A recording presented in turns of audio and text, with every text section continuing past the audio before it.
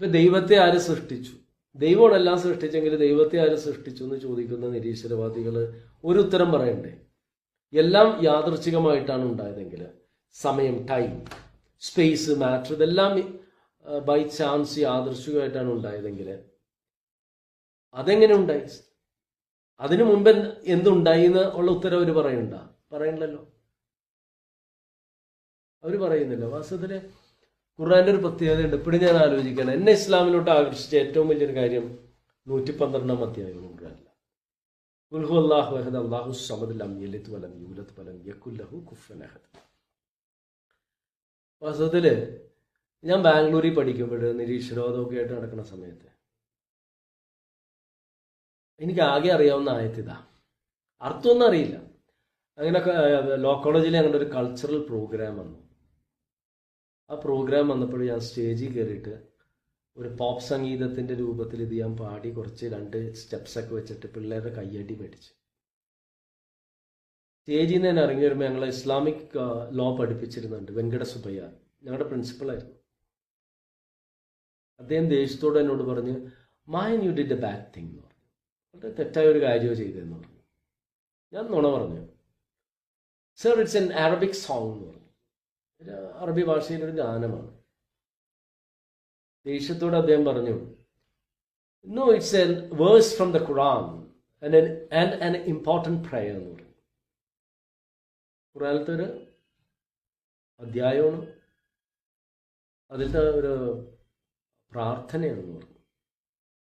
വർഷങ്ങൾക്ക് ശേഷം അന്ന് ഞാനൊരു പരിഹാസത്തോടു കൂടി പാടി ഈ വചനങ്ങളാണ് എൻ്റെ മനസ്സിനെ പിടിച്ച് കുലുക്കിയത്. കാരണം എല്ലാം ദൈവം ഉണ്ടാക്കിയതാണെന്ന ഉത്തരം കിട്ടുമ്പോഴും ദൈവത്തെ ആര് സൃഷ്ടിച്ചു എന്നുള്ള ചോദ്യത്തിനുള്ള ഉത്തരം ഈ വചനങ്ങളിൽ നിന്നാണ് കിട്ടുന്നത്. കാരണം ഖുൽ ഹുവല്ലാഹു അഹദ്, ദൈവം ഏകനാണ്. നമുക്കറിയാം, എല്ലാം കൂടുതലുണ്ട്. സൂര്യനുണ്ടെങ്കിൽ നക്ഷത്രങ്ങളുണ്ട്, ഭൂമി ഉണ്ടെങ്കിൽ ഗ്രഹങ്ങളുണ്ട്, ജീവജാലങ്ങളെല്ലാം അനേകമാണ്, അല്ലേ? ഒരു കാര്യമുണ്ട്, എല്ലാത്തിൻ്റെ അടിത്തറ ആറ്റമാണ്, പരമാണുക്കൾ. പരമാണുവിൻ്റെ ഉള്ളിൽ നെഗറ്റീവ് ഇലക്ട്രോൺ ഉണ്ട്, പോസിറ്റീവ് പ്രോട്ടോൺ ഉണ്ട്, കോർക്ക് ഉണ്ട്, ആന്റി കോർക്ക് ഉണ്ട്, വേവ്സ് ഉണ്ട്, പാർട്ടിക്കിൾസ് ഉണ്ട്. കാരണം ഒരു സാധനം നമ്മൾ ഉണ്ടാക്കണമെങ്കിൽ എന്ത് ചെയ്യണം? ഒരുപാട് കാര്യങ്ങൾ നമ്മൾ കൂട്ടിച്ചേർക്കണം. അവിടെ ഖുർആൻ പറയുന്നത് അവൻ എല്ലാ അർത്ഥത്തിലും ഒന്നാണ്, രണ്ടും ഒന്നിനെ ആശ്രയിക്കുന്നില്ല. ഏത് ദൈവാവതാരങ്ങൾ എന്ന് പറയുന്ന ആളിലായിക്കോട്ടെ, ദൈവങ്ങളെന്ന് അവകാശപ്പെടുന്നവരായിക്കോട്ടെ, പ്രവാചകന്മാരായിക്കൊള്ളട്ടെ, നേതാക്കളായിക്കൊള്ളട്ടെ, അവർ ജീവിച്ചിരുന്നപ്പോൾ ഭക്ഷണം കഴിച്ചിരുന്നു, വായു ശ്വസിച്ചിരുന്നു, പലതിനെ ആശ്രയിച്ചിരുന്നു. അപ്പം അവർ കേട്ടില്ല. 3 ജനിച്ചിട്ടില്ല, ജനിപ്പിച്ചിട്ടുമില്ല. ഇപ്പൊ ഈ ഈസാ നബി അലൈഹി സ്വലാമിന് സന്താനങ്ങളില്ലായിരുന്നെങ്കിൽ ജനിച്ച വ്യക്തിയാണ്. ആദം നബി അലൈഹി സ്വലാം ജനിച്ചതല്ലെങ്കിൽ മക്കളുണ്ട്, മറ്റെല്ലാവർക്കും മക്കളും ഉണ്ട്, ജനിച്ചവരുമാണ്. അവസാനം പറയുന്നുണ്ട് അവനെ പോലെ യാതൊന്നുമില്ല. ഇവിടെ നമ്മൾ മനസ്സിലാക്കേണ്ടതുണ്ടല്ലോ, ദൈവത്തെ ആര് സൃഷ്ടിച്ചു എന്നുള്ളതിൻ്റെ ഒരു ഉത്തരവാണത്. കാരണം ജനനമില്ല, മരണമില്ല, അവനെ പോലെ ആരുമില്ല. അപ്പൊ നമുക്ക് പറയാൻ പറ്റില്ല ദൈവം ഗ്രാവിറ്റേഷൻ ആണ് എന്ന് പറയാൻ പറ്റുമോ? പറ്റില്ല. അല്ലെങ്കിൽ മരമാണെന്ന് പറയാൻ പറ്റുമോ? പ്രകൃതിയാണെന്ന് പറയാൻ പറ്റുമോ? സ്പേസ് ആണെന്ന് പറയാൻ പറ്റുമോ? ടൈം ആണെന്ന് പറയാൻ പറ്റുമോ? ഒന്നും പറയാൻ പറ്റില്ല.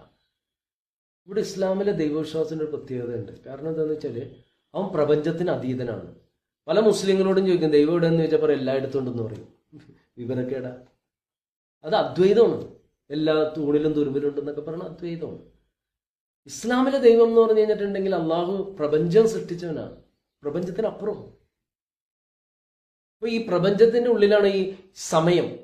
കാരണം ബിഗ് ബാങ്ങിന് മുമ്പിൽ ഒന്നുമില്ല, സ്പേസും ഇല്ല, ടൈമും ഇല്ല, മാറ്ററും ഇല്ല.